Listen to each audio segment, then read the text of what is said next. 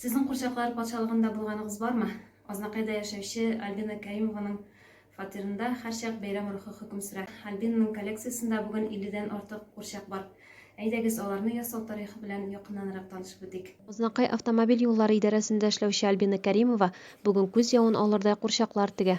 Просто интересно было. Сначала, как говорится, в интернете наблюдала за другими мастерами и заинтересовала.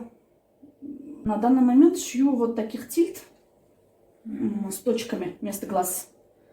Больше показалось смелыми, такими красивыми, детскими. Кул эшләре белән бәләкәйдән кызыксынган Альбина мәктәптә укыганда ук тегү курсларында тәмамлый. Тело делаю из хлопка обычного, белого. Самая интересная часть работы – это придумывание образа.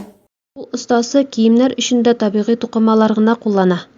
Ә менә Qurşaqлар өчен чәчләрне махсус заказ белән кайтарта.